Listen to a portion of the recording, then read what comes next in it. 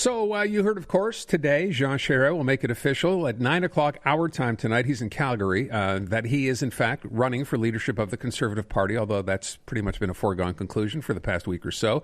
There are others in the race. Yes, Pierre Poilievre is in. Leslyn Lewis, she is in. It looks like Patrick Brown, the mayor of Brampton, will decide on Sunday. He's in. So we had a chance to speak to Kevin O'Leary earlier today because, remember, he ran last time around for the leadership of the Conservative Party. Had a pretty big checkbook to do it too, and it didn't seem to matter. He did not do very well. So we started our interview today, and I simply asked the question, with all these people now in, and others, by the way, who are likely to announce. I don't think the race is quite done yet in terms of candidates running for leadership.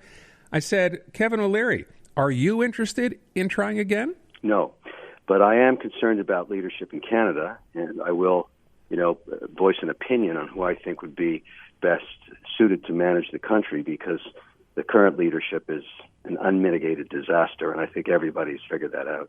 So that being the case, I mentioned Jean Charest off the top. Pierre Poilievre is already declared in this race. From what you've seen so far, who are you supporting? What do you like? When he announces, I'm going to support Jean Charest, and I'll tell you why. At the end of the day, this is harsh words, obviously, but I think also reality. Canada is one of the wealthiest countries on earth, run by idiots, and that's a tragedy. It really is. I think Canadian people now have figured out that if you're a prime minister, you have to have some executional skills, and the most important is the ability to hire people into the various files and mandates in cabinet to run the country. And I think if I look at the leadership options, let's assume we're going to have three that are probably already mentioned, I want a depth in their resume. I want to see some evidence that they have executional skills. And I had a chance to talk to Charest recently. I was going to speak to him for about 10 minutes, but I ended up almost an hour, basically interviewing him for the job of Prime Minister on behalf of everybody that's interested in this. I consider this job the CEO of Canada. I think he's qualified for it. In addition, you have to ask yourself about the 78 seats in Quebec. Quebec is basically the Florida of Canada. It decides leadership contests.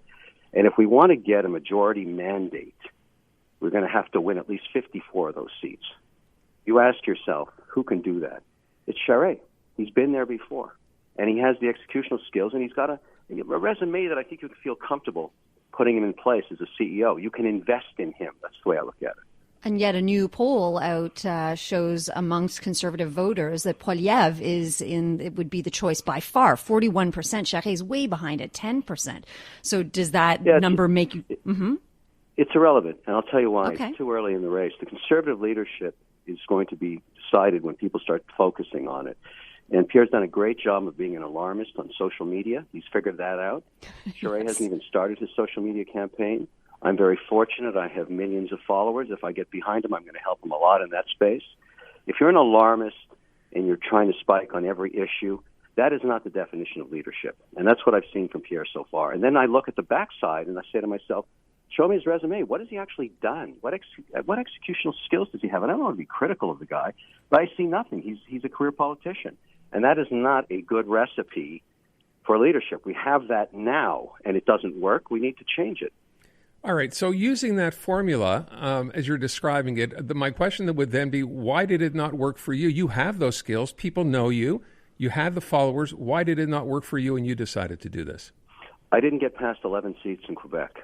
You really have to respect the 78 seats. If you're going to have a majority mandate, you've got to win there. And that's really, really important.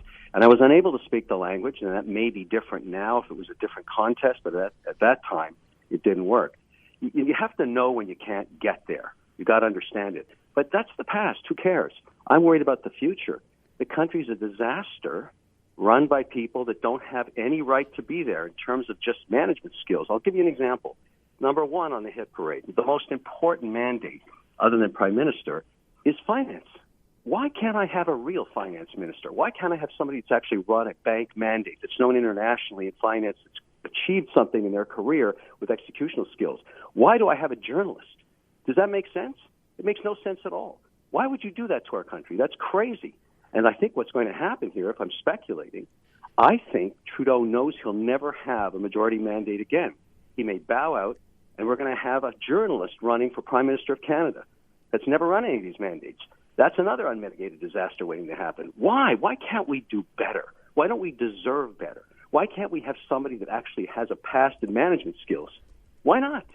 I think a lot of people would argue that Chrystia Freeland is actually the best person to take over from Trudeau because she in many ways offers things that he didn't offer. But that's a sidebar. I want to ask you about the past, even though you said you don't like to look back, that it doesn't matter. I still would like to know your opinion why it did not work for Aaron O'Toole. What went wrong there, Mr. O'Leary? You know, unfortunately for Aaron, I think he's a good man. He got stuck in a really bad place during the pandemic where he could not get his message out. You have to kind of bring the party together, and that's very challenging. But I think Charest can do it. And, you know, basically, people don't remember his leadership skills when he stopped Quebec from separating. I mean, that's what impressed me. I thought to myself, I could choose and back anybody. But who's actually got the ability to manage the process? You know, whoever was running the show on vaccines in Canada was a mess. They obviously never did that before. Military procurement, a disaster. Why can't we hire skilled managers? What's wrong with us? I want better. If Jean Charest was to form the next government, right, win the leadership race, the Conservatives win the election, would you want a seat in that government? No, I'd like an advisory role, and I'll tell you why. And I talked to Jean about this. Canada is in a really interesting opportunistic situation right now. We lead the world in policy on cryptocurrencies. And I think we have something the rest of the world really would love they would have, they wish they had. It's basically hydropower, particularly in Quebec. And because I'm a big investor globally in cryptocurrencies and blockchain technology. And when I talked to Jean, I said, listen, why don't we lead the world on this? Why don't we become the leader in policy? We're the first to offer a Bitcoin ETF in Canada, the first in the world to offer an Ethereum ETF. We also were the first to actually license a crypto exchange attached to a leader broker. This is all innovation. And I would love to come back to Canada and start investing in all of this, but we need leadership. Right now, everybody in the world is focusing on energy independence. And we're Canada. We can't even get our oil to the East Coast. We're importing oil into Canada.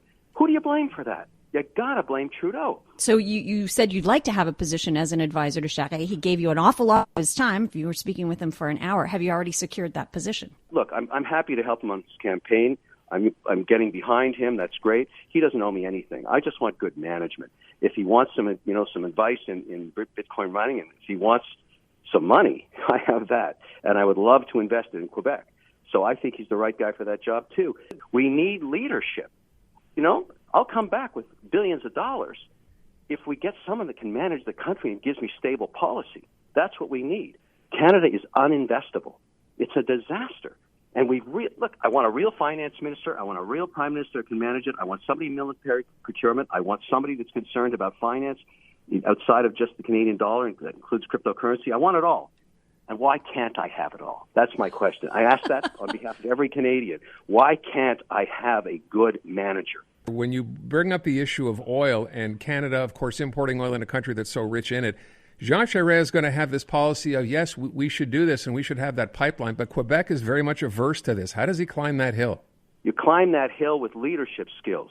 You climb that hill pointing out the benefits that everybody realizes now around the world, given what's going on in Ukraine and Russia's power over others. We're Canada. We have all these riches, and yet managed by idiots. I'll say it again. We've got to change that. We have to change that. And look, these are harsh words. When I criticize Freeland this way for not having any past history in finance, they're harsh words, but it's true. It's a fact. We have to deal with this now. We're in a disastrous situation. Is Canada better now that we've had all these years of Trudeau, or worse? Just ask that question of anybody. I know what the answer is. All right. Time for change.